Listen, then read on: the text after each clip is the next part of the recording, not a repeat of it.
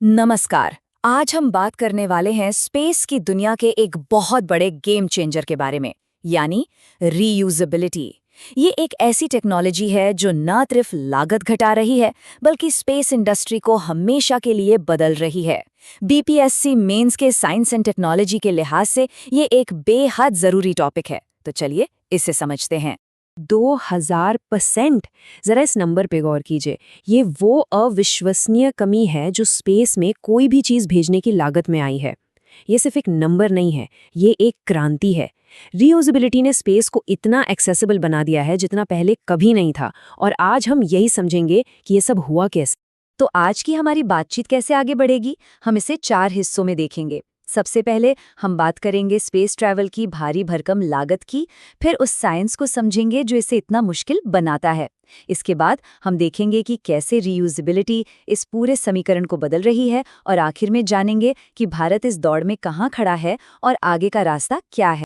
तो चलिए सबसे पहले हिस्से से शुरू करते हैं। दशकों तक स्पेस तक पहुंचना कुछ गिने चुने देशों और संगठनों के ही बस की बात थी, और इसकी सबसे बड़ी वजह थी बेहिसाब खर्चा। जरा सोच कर देखिए, आप एक कार खरीदते हैं, सिर्फ एक ट्रिप पर जाते हैं और फिर उसे कबाड़ में फेंक देते हैं। सुनने में कितना अजीब और खर्चीला लगता है ना? दशकों से स्पेस में बिल्कुल यही होता आया है। लेकिन रीयूजेबल मॉडल में रॉकेट का सबसे महंगा हिस्सा सुरक्षित वापस लौट आता है, जिससे बार बार लॉन्च करना न सिर्फ मुमकिन होता है, बल्कि बहुत सस्ता भी हो जाता है।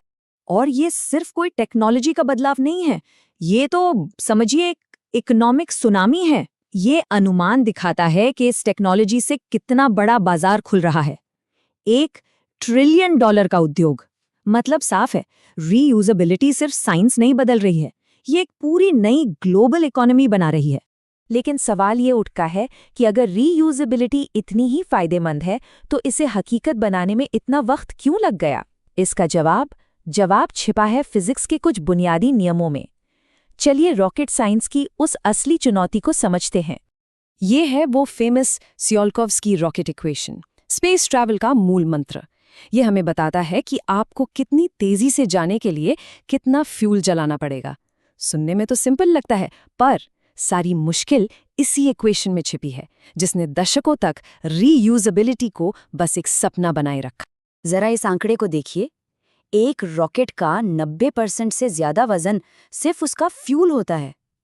मतलब रॉकेट की ज्यादातर एनर्जी तो खुद अपने फ्यूल को ही ढोने में खर्च हो जाती है।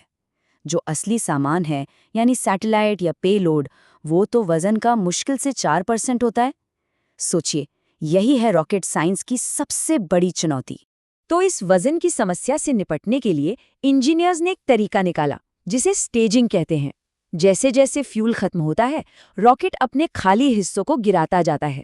इससे बाकी का रॉकेट हल्का हो जाता है और आगे का सफर जारी रख पाता है।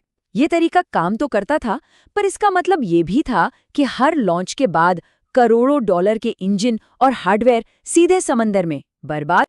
और बस यहीं से रीयूजेबिलिटी की क्रांति की कहानी शुरू होती है। ये उस बर्बादी को रोकने का एक सीधा और शानदार हल है। सवाल बहुत सीधा है, इस बर्बादी को कैसे रोका जाए? जवाब और भी सीधा है, उसे फेंको ही मत, उसे वापस ले आओ। और इस आइडिया को हकीकत में बदलने का श्रेय जाता है स्पेसएक्स के फैल्कन 9 रॉकेट को। इसका पहला स्टेज, जिसमें सबसे कीमती इंजन लगे होते हैं, लॉन्च के बाद अलग होकर वापस धरती पर लौट आता है। और ये कोई ऐसी वैसी लैंडिंग नहीं होती, ये समंदर में एक तैरते हुए प्लेटफॉर्म पर एकदम सटीकता से लैंड करता है, ताकि अगली उड़ान के लिए तैयार हो सके। ये सोच में एक बहुत बड़ा बदलाव है।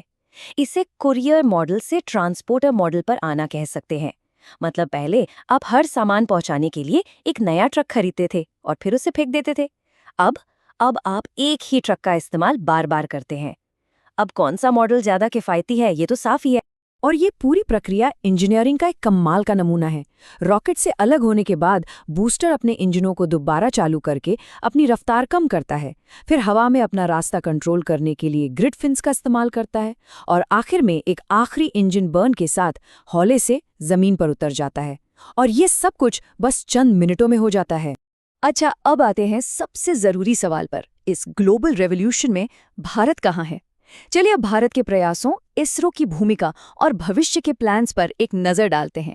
बीपीएससी परीक्षा के लिहाज से भी ये हिस्सा काफी अहम है। भारत का जवाब है इसरो का रीयूजेबल लॉन्च व्हीकल यानी आरएलवी प्रोग्राम। हाँ, ये अभी कोई ऑपरेशनल सिस्टम नहीं है, बल्कि एक टेक्नोलॉजी डेमोन्स्ट्रेटर है। मतलब इसका मकसद उन जरूरी टेक्नोलॉजीज को टेस्ट और प्रूफ करना है जो भविष्य में भारत के अपने रीयूजेबल रॉकेट्स बनाने के काम आएंगे। स्पेसएक्स और आईएसआरओ के तरीकों में एक बड़ा फर्क है। जहां स्पेसएक्स का रॉकेट पावर का इस्तेमाल करके सीधा यानी वर्टिकली लैंड करता है, वहीं आईएसआरओ का आरएलवी एक स्पेस प्लेन जैसा है जो एक हवाई जहाज की तरह रनवे पे ग्लाइड करके लैंड करेगा। रास्ते अलग अलग है पर मंजिल एक ही है, रीयूजेबिलिटी। तो आगे का रास्ता क्या है? दुनिया भर के इंजीनियर्स अब कुछ बड़े सवालों पर काम कर रहे हैं, जैसे क्या रॉकेट का सिर्फ एक हिस्सा बचाना चाहिए या पूरा का पूरा? इंजन और कितने छोटे और पावरफुल हो सकते हैं? और सबसे बड़ी बात, एक रॉकेट को दोबारा लॉन्च के लिए कितनी तेजी से तैयार किया जा सकता है? इन्हीं सवालों के जवाब स्पेस ट्रैवल की अगली पीढ़ी को तय करेंगे। तो देखिए, अब सवाल ये नहीं है कि रीयूजेबिलिटी स्पेस को बदलेगी या नहीं। सवाल ये है कि ये कैसे और कितना बदलेगी। जब स्पेस में जाना सस्ता और आसान हो जाता है, तो संभावनाएं अनंत हो जाती हैं। ग्लोबल इंटरनेट से लेकर मार्स पर इंसानी बस्तियां बसाने तक। तो असली सवाल ये है, इस नई ताकत के साथ भारत के इनोवेटर्स स्पेस में अगला कौन सा बड़ा कमाल करने वाले हैं? सोचने वाली बात है ना?